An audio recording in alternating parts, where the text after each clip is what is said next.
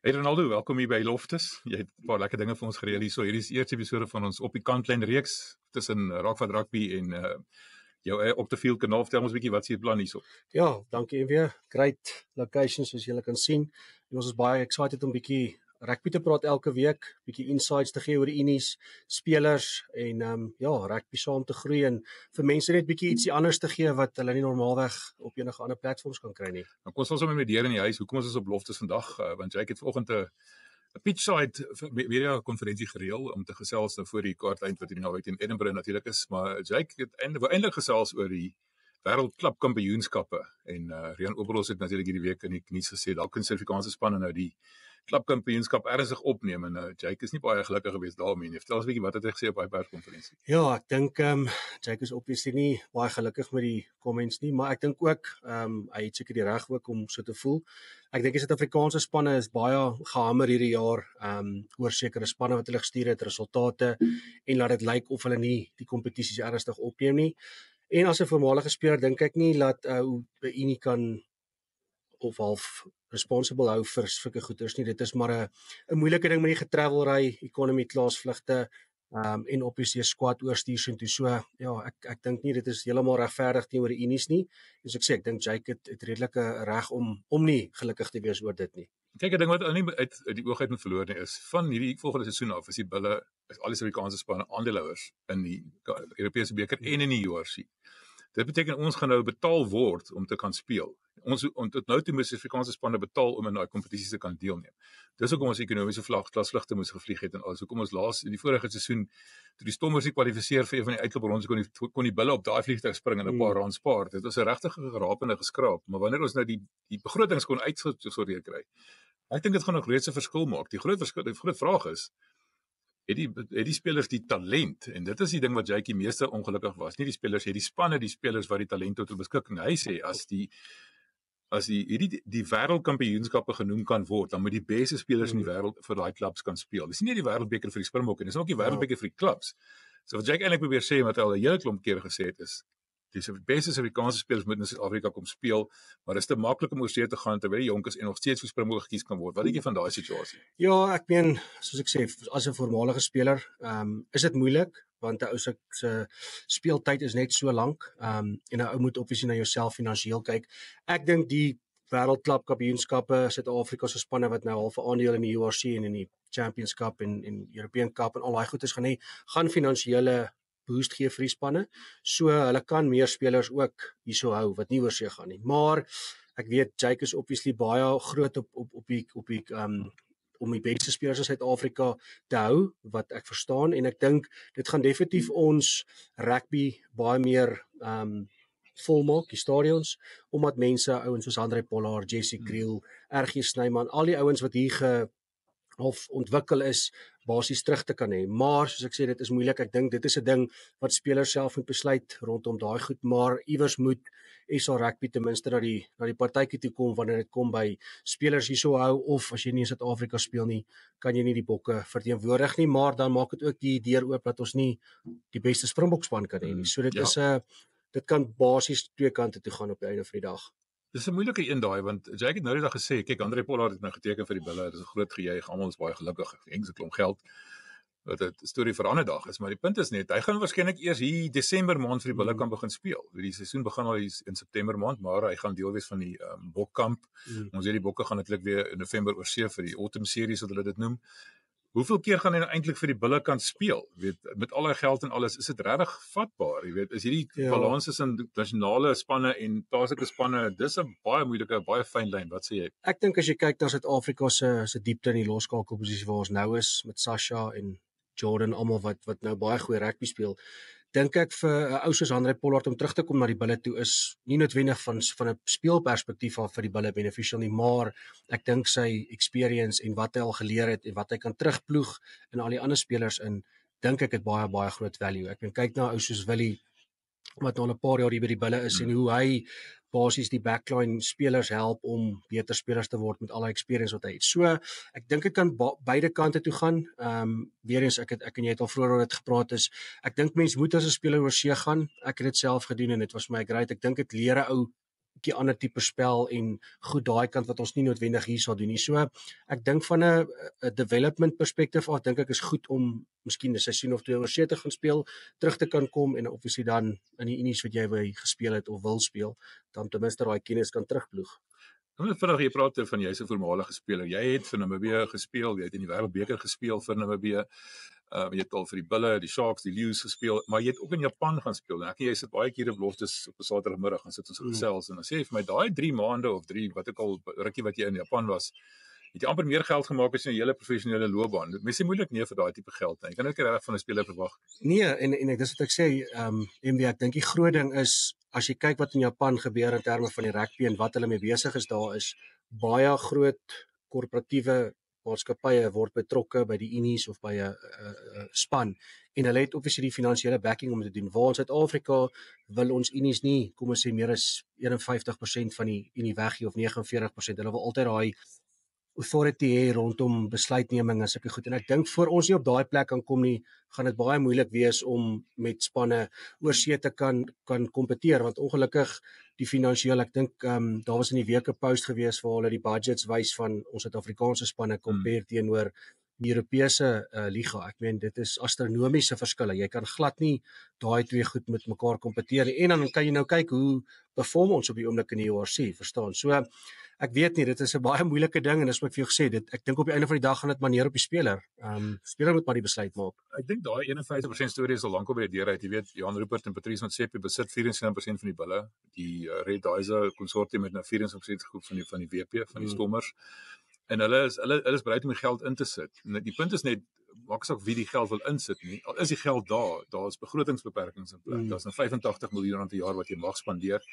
Jy mag net 57 spelers kontrakteer. Ek het gister met Edgar Raffman gepraat. Jy moet kyk vir daai video. Ek en Harry het op Megaphone Rugby met Edgar Raffman, die CEO van die Bulle, gepraat. En hy het gesê die unies het ooreengekom om te beperk tot 57 spelers. Die probleem is om 57 spelers vol te maak, gaan jy groot gaping sê tussen jou nommer 1 speler en jou nommer 57 speler.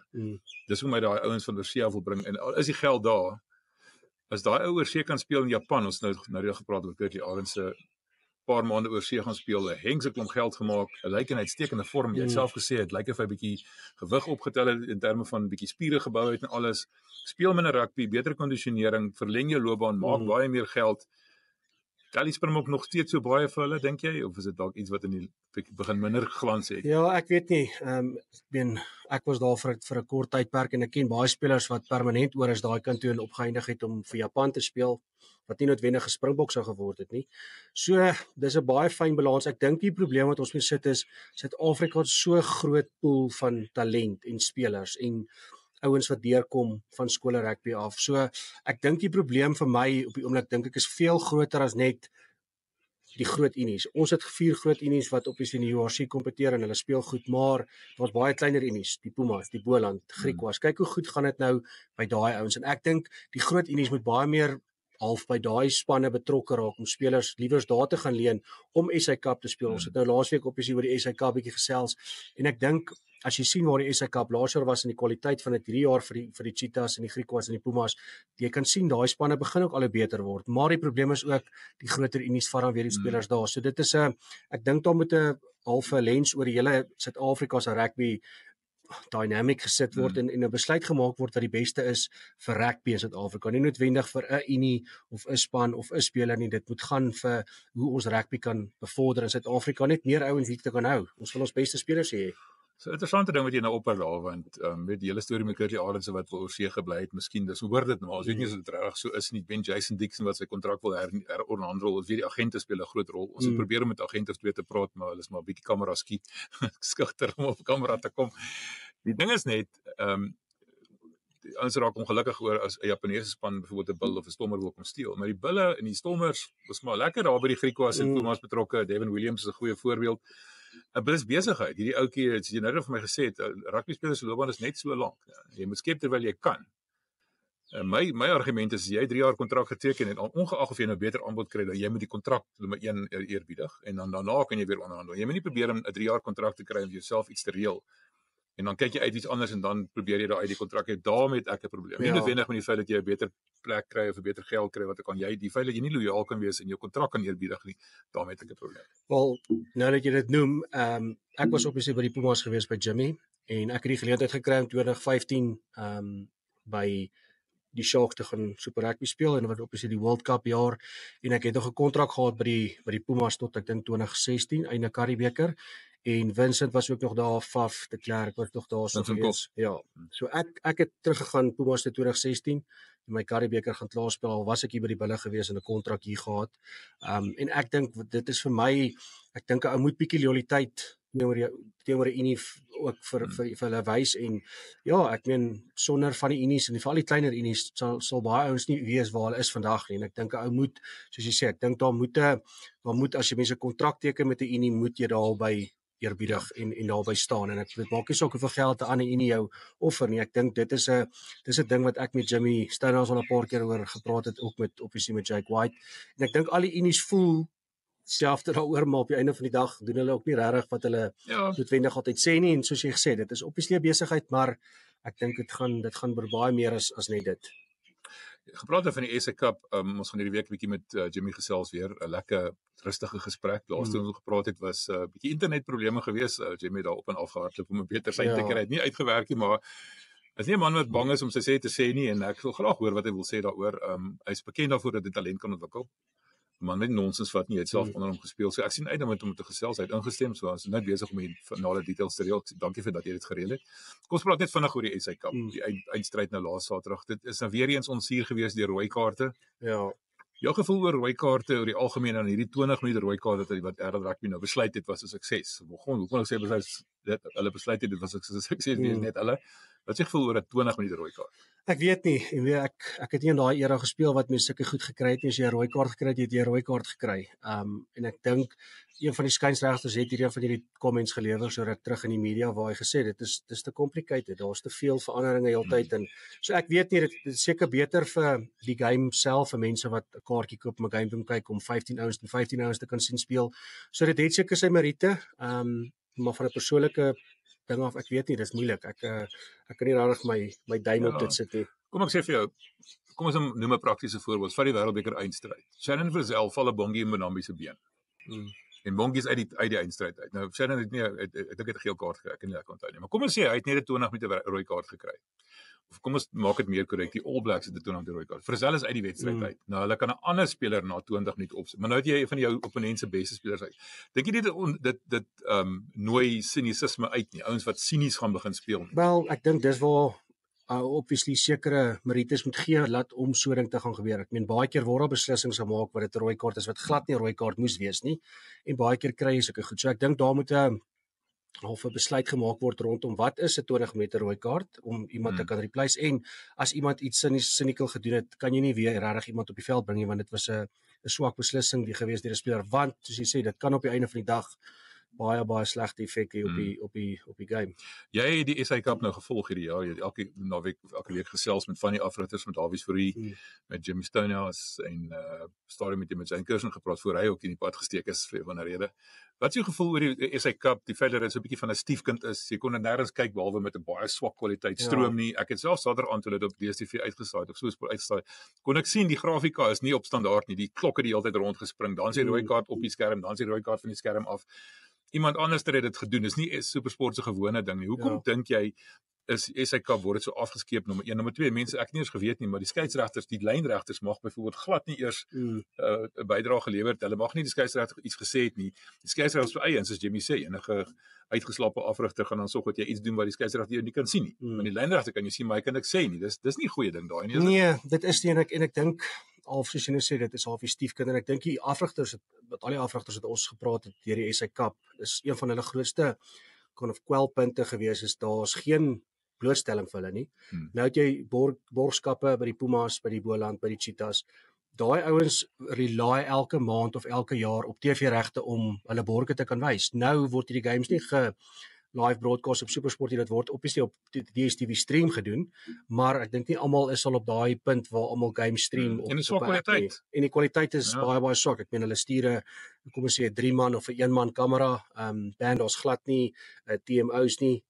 So ek meen as jy in my opinie 'n SA Cup wil gebruik as 'n kwalifiserende kompetisie vir die Karibeker, moet 'n mens regtig baie meer moeite in plek sit vir daai unies. En ek dink die unies was goed gesê wat nie daarna gekom is deur Supersport en SA Rugby wat ek nou nie baie knowledge oor het nie, maar dit is maar die gevoel is maar net ek weet nie, dit is half dis eintlik maar 'n bietjie van 'n train smash om eerlik te wees.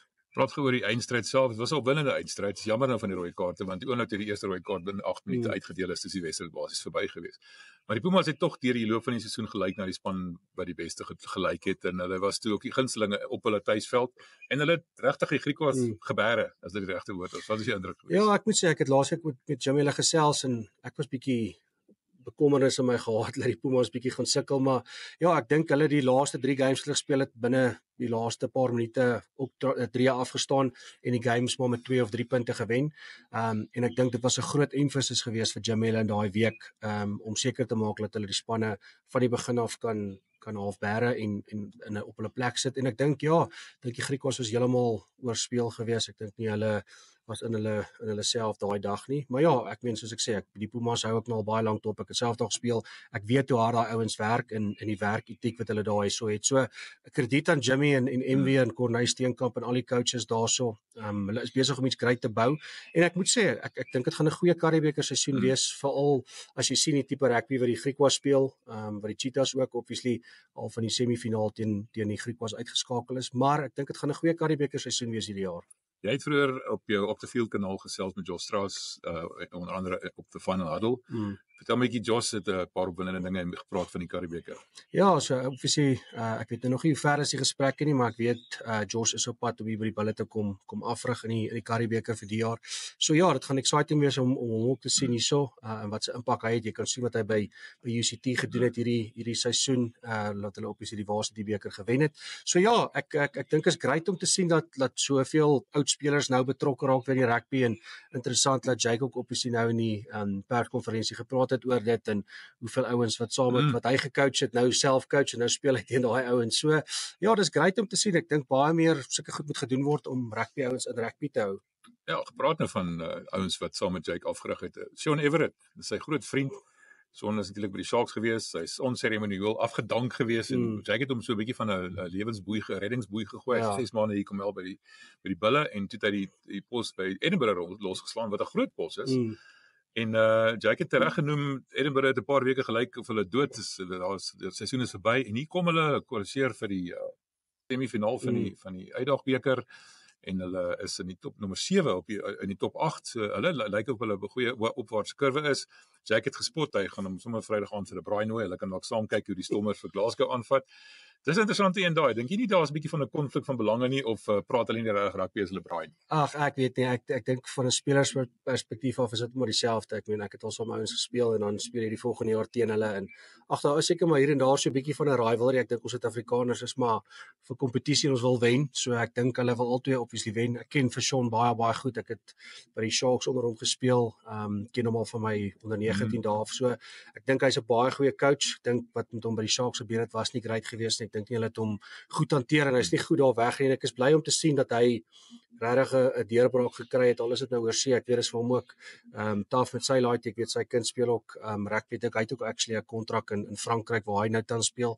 So ek skryf om te sien dat hy daai stap kon neem, maar soos ek sê, ek weet dit, ek het al met Sean gepraat en dit is moeilik. Staan sy vrou sit hierdie kant, so dit is maar 'n bietjie van 'n challenge ook om op die oor see te gaan coach ook, nie net te speel nie. Ek dink van 'n coaching perspektief af is dit ook moeilik. Ek weet ek dink baie mense praat oor dit nie, maar hoeveel van ons top Suid-Afrikaanse coaches is oor see? Daan van Graan, ons het top ouens wat Smit, ja. So daar's 'n klomp van Frans ons Ludeke. Ja, baie van ons top afrigters is uit die land uit. Ja.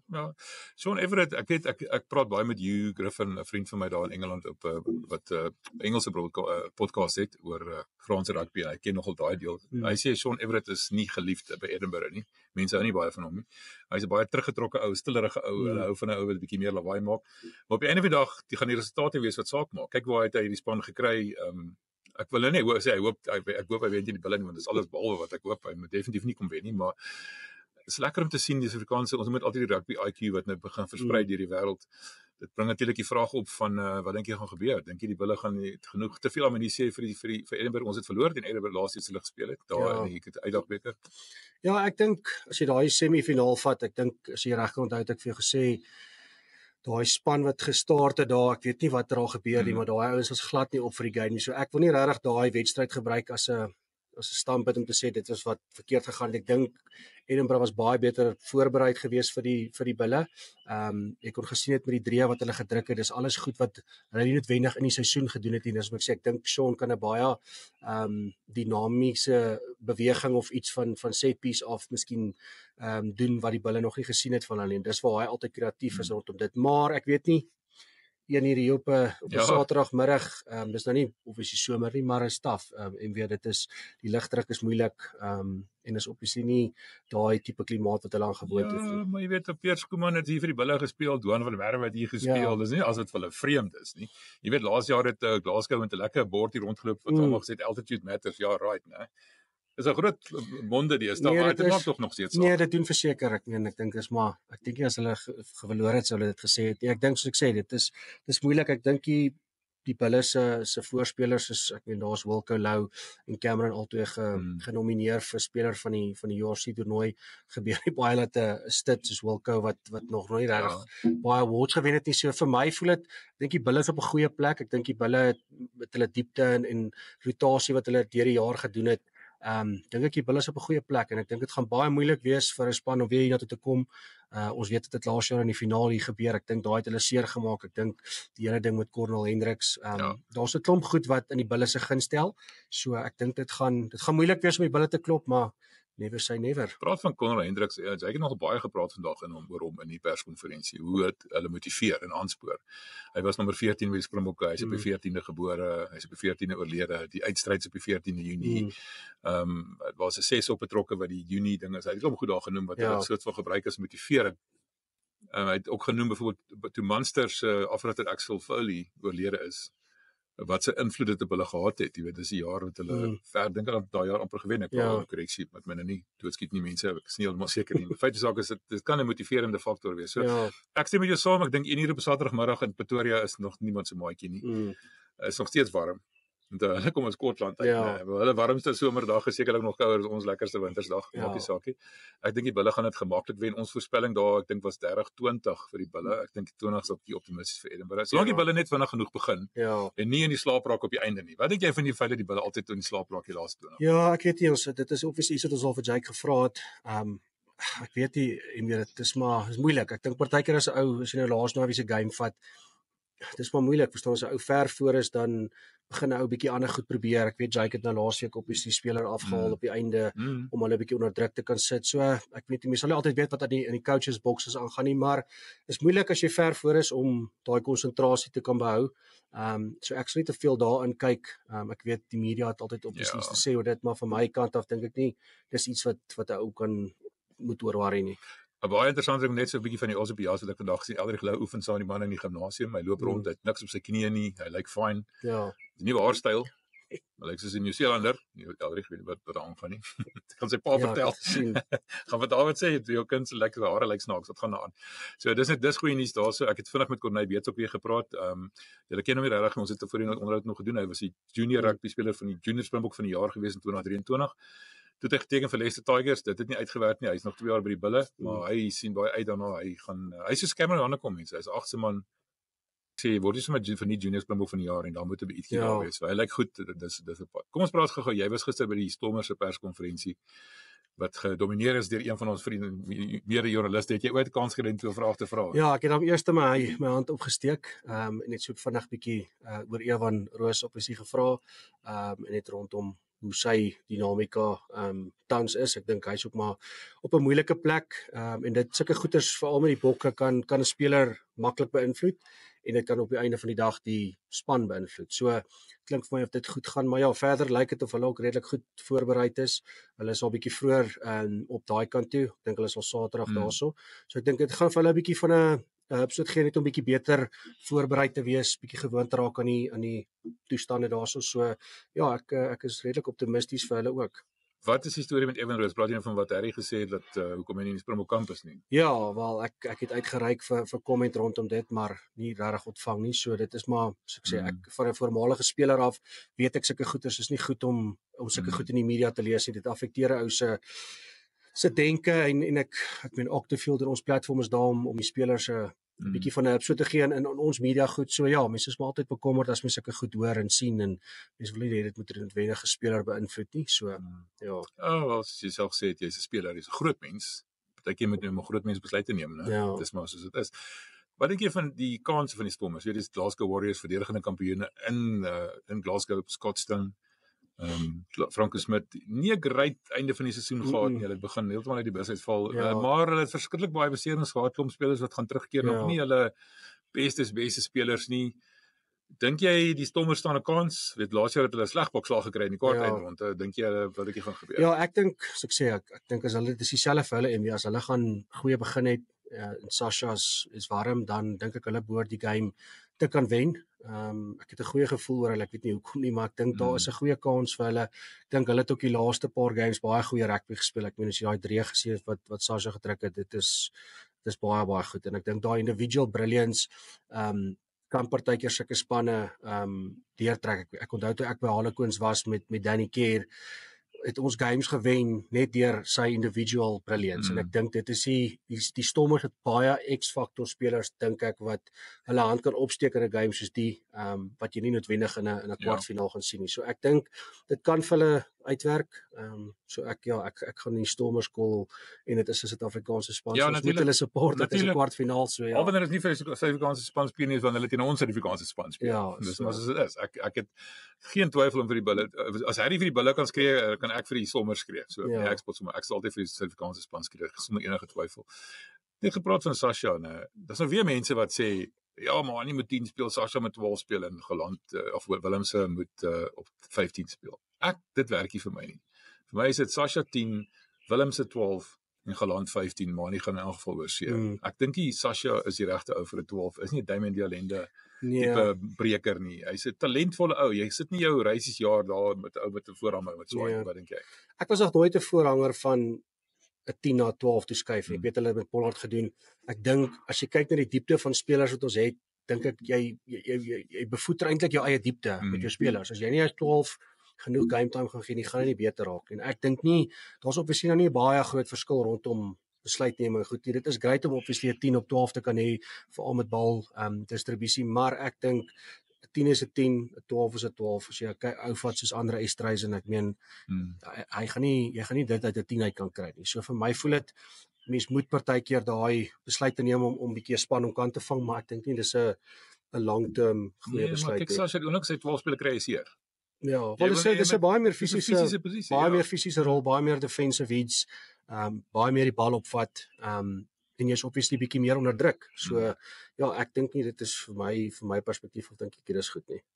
Nou die ander Suid-Afrikaanse wedstryd wat saak maak nou, ek is natuurlik die Sharks teen Munster. Nou Munster is uitklop kampioene. Ons weet hulle hou van 'n uitklop wedstryd. Ons enige dog hulle is 'n soort van uit die kompetisie uit en hier is hulle wraggies nog steeds daar. Die Sharks wen gereeld, maar hulle is derde op die punteleer, so hulle is nie swak span nie, maar hulle kan maar vir die span wat hulle het, die spelers wat hulle het, speel hulle dan maar nie mooi rugby nie. Ja, ek moet sê ek het nou laasweek na die Sharks game het ek vir John Plumtree gevra oor die game en sy half wat het hy gedink van alles, maar ek moet sê vir my om op Kings Park te kan speel met daai nat dew en goed is baie moeilik. Dit is regtig 'n moeilike ondervinding uit, né? Ja, so vir my, ek dink die tye wat die Sharks gespeel het, ek meen hulle gaan Saterdag weer ek dink dit is 6:30 game, so dit gaan weer nat wees. So dis moeilik, verstaan jy? Dis moeilik en ek dink die Sharks is ook maar deur baie beserings half deur die seisoen en hulle kon nie lekker daai ritme aan die gang gekry het met Eben wat so lank uit was en dan sy terug en dan sy uit en dan's die ou weer beseer en dan's daai ou beseer. So ek dink nog nie hulle het lekker hande saamgevat in 'n paar lekker games aan mekaar gekry soos wat die Bulle nou gehad het. Ja. En obviously die Stormers nie. So ja, ek dink weer eens ek gaan vir die Sharks gaan die naweek. Ek dink hulle behoort daarom die game te kan wen, maar dit gaan nie maklik wees nie. Kyk, as 'n nat wedstryd is, Munster speel omtrent eksklusief in nat omstandighede daar in Ierland. Hulle is gewoond aan nat bal. Hulle is gewoond aan daai bal wat so swaar word soos 'n stuk Ja. droë nat lap of 'n ding. Moeilik om te hanteer. Dalk het hulle 'n bietjie van 'n voordeel daar. Jy weet nooit nie, Ja. né? Ek sal nog bekommerd wees daaroor. Wat my pla van die Sharks is dat die Hendrikse boeties nie op vorm is, nie een van die twee. En altyd van hulle Springbokke en Fassie self is nie as op sy beste nie. Daar's bietjie rede tot kommer daar. Ja, ek weet nie, dis maar moeilik. Ek dink daar is ook maar baie goedjies wat ook maar aangaan in die span en spelers se goed. So ja, dit soos ek sê, dit gaan interessant wees om te sien wat hulle die naweek mee kan opkom. Natuurlik as die Sharks wen, dan moet die Bulle wen teen Edinburgh, dan sit die Sharks teen die Bulle volgende naweek in die semifinaal hier op Loftus. En kyk, die Sharks het ons die laaste 4 keer gewen, as ek my nie verbeel nie. So ek het ook self sy kop geskit en 'n bietjie gelag daaroor. Hulle het ons nommer. Hulle weet hoe om ons aan te vat. Ek sal nie afhou met die Sharks speel in 'n semifinaal. Nee, ek dink hierdie half in die quarterfinals, semifinals is ons beter om teen ander lande te speel. Maar ja, dit is altyd moeilik om hier te kom, maar ek meen as jy gevat het die game wat die Sharks hier gewen het nou die dag, hulle was dan unbelievable geweest daai dag. Daai twee centers, Julius en Am, né? Terence Julius. As hulle daai bal gevat het, ek het hier op die paviljoen gesit en kyk na daai wedstryd, nie in die media loos nie. Jesus, dit is skrikwekkend geweest. Daai ouens is so gevaarlik. En dit pla my, jy weet die Bulle is 'n great span, alles loop goed en dit eendag dan werk iets net nie lekker nie, dan is hulle op die agtervoet. Ek weet nie altyd of hulle opdaag gewees het in die rigting is. Maar ja, so praat. Natuurlik die laaste wedstryd naweek is Leinster teen die Scarlets. Ek dink dis 'n uitgemaakte saak. Ek sou graag teen die Scarlets wou gespeel het. Die Sharks het ons geen gunste gedoen met daai laaste punt wat hulle gevat het nie. Dan ons teen die Scarlets gespeel. Nou moet ons teen Edinburgh speel. Die groot ding is as die Stormers wen, speel hulle teen Leinster of in Glasgow wen teen Leinster. So die Bulle behoort 'n redeliker makliker semifinaal te hê, wat dink jy? Ja, definitief. Ek dink dit is maar altyd moeilik om in hierdie weke in te gaan en te hoop die een verloor en daai en wen. Ek dink alles gebeur maar soos dit moet. Maar ja, as ek sê, ek dink die Bulle op die plek waar hulle nou is, dink ek hulle is reg vir enige span.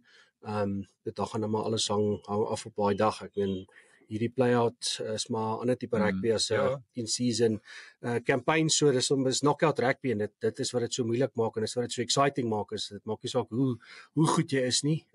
As die ander span beter is op die dag, dan is dit ongelukkig. Jy weet, daai week voor die Bulle oorsee gegaan het jy gesê, vir die volgende 8 weke speel die Bulle elke naweek 'n uitklopwedstryd. Ja. Hulle het elke wedstryd so benader. Daai eerste wedstryd teen Bayonne het hulle as 'n uitklopwedstryd benader gewen, natuurlik verloor vasgeval teen Edinburgh. Toe teen Munster gewen, teen Glasgow gewen, weg van die huis af, altyd uitklopwedstryd gaan. Nou hy sê sy span is klaar in die regte plek in hulle koppe vir 'n uitklopwedstryd mentaliteit amper. So ek dink die Bulle gaan voordeel hê daar. Ek moet sê ek sien nogal baie uit daarna. Ek moet vir jou sê ek het hierdie gesprek baie geniet. Ons sal ons tegniese probleme volgende keer bietjie beter uitsorteer. Hierdie is nou ons eerste loopie. Ek hoop julle het daarvan gehou en dit was vir my lekker. Dankie. Ja, dankie julle.